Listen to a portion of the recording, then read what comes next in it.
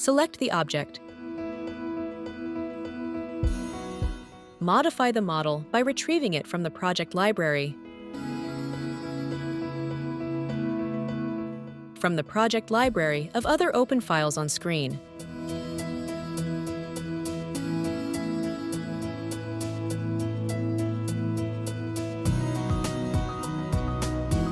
From the ACCA library.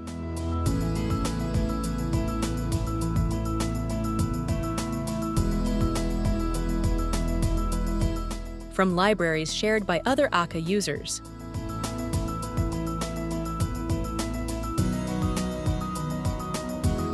From personal or user libraries.